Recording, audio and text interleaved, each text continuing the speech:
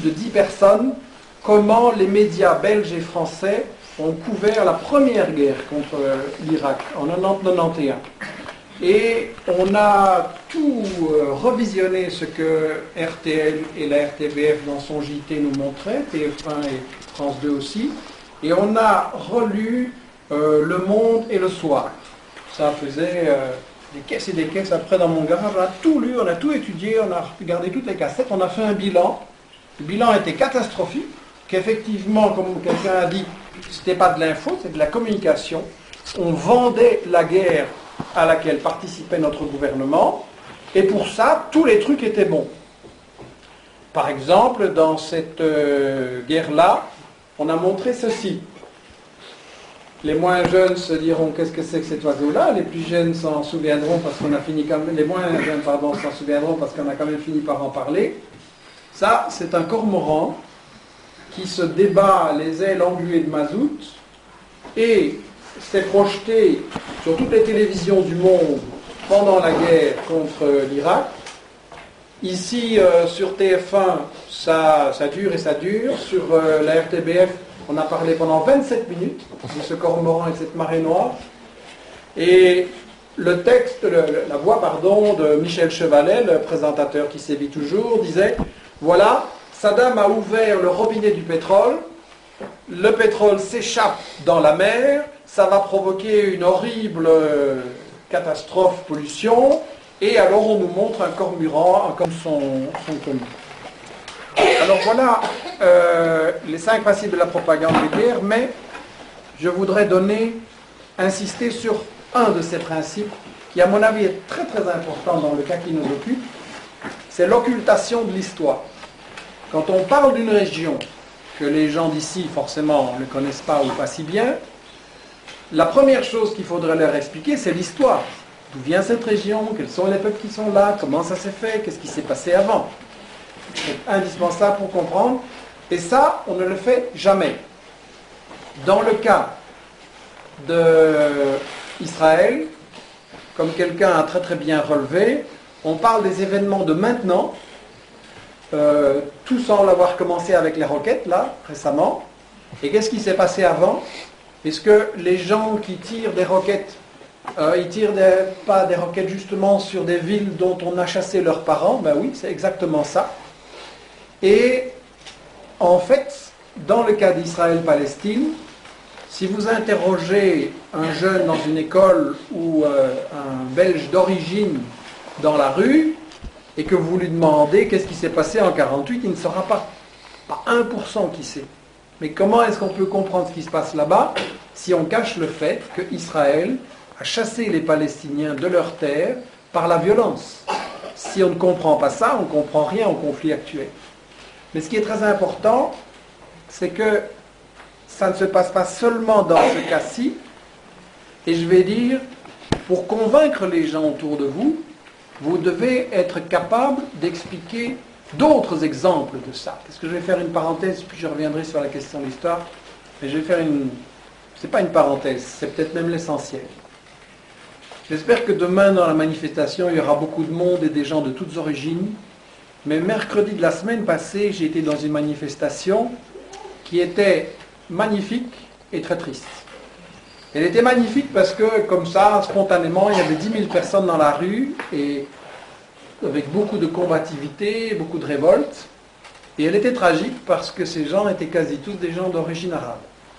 Et je pense qu'il n'y avait pas 5% de gens d'origine belge. Et évidemment, les médias, vous imaginez comment ils l'ont montré, et en général même, ils n'en ont pas parlé. Mais de toute façon, le problème, c'est qu'il y a une division. Il y a une division entre les différentes parties de notre population, parce que tout le monde devrait être dans la rue.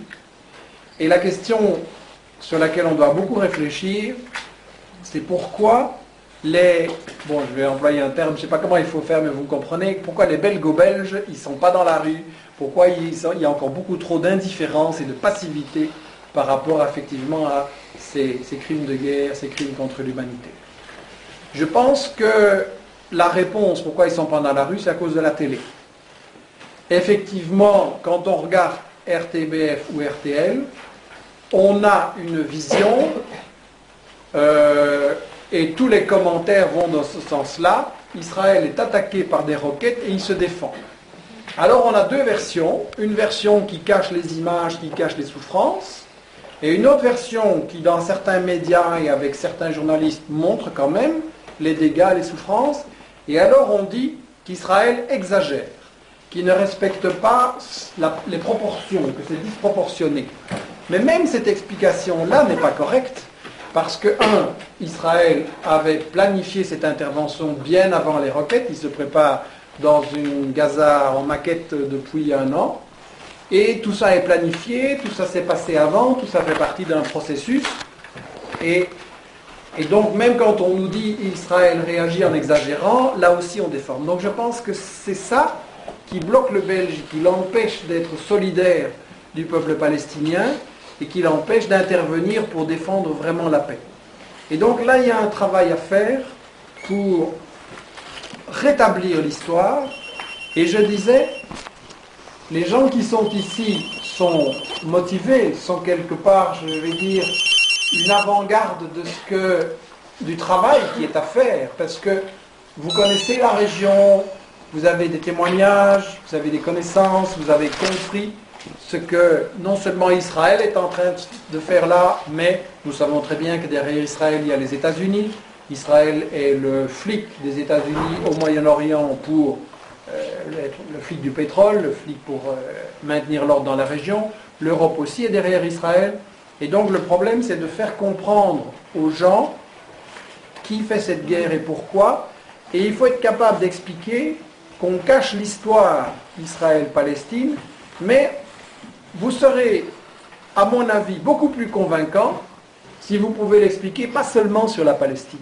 Parce que qu'est-ce qu'on va vous dire? Oui, mais t'es arabe, donc c'est normal que tu es avec les Palestiniens. Mais nous, on est plus neutre, plus objectif. Hein? Il faut être au centre, il faut être au milieu.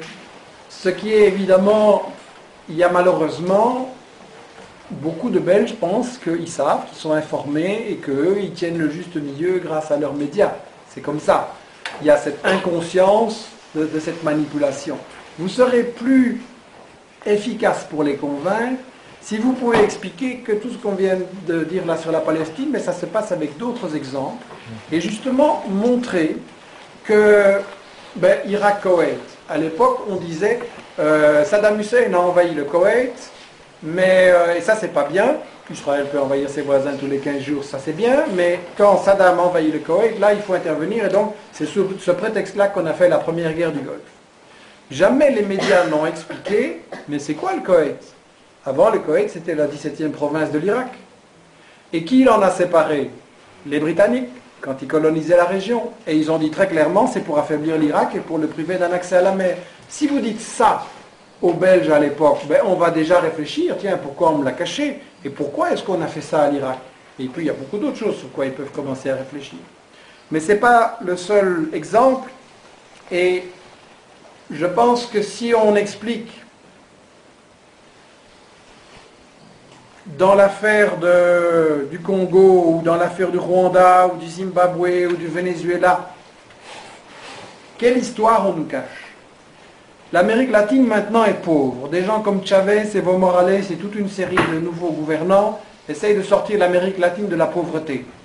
La chose à expliquer aux gens ici, l'Amérique latine est pauvre parce que depuis 5 siècles, on lui a volé l'or, l'argent, les minerais, les produits agricoles, et tous les bénéfices sont partis du sud vers le nord et sont partis enrichir les banques et les grosses sociétés en Belgique, en Hollande, en France, en Angleterre, etc. Pourquoi l'Afrique est pauvre? Parce que on a été organisé la traite des esclaves, on a pris les jeunes hommes et les jeunes femmes en âge de travailler, on les a arrachés à la vie économique, on en a fait des esclaves et on a gagné énormément d'argent là-dessus, y compris en Belgique, en France, en Hollande, en Angleterre, etc. Et puis quand l'esclavage a été fini, on a continué avec le pillage des ressources naturelles. Souvenez-vous, le Congo,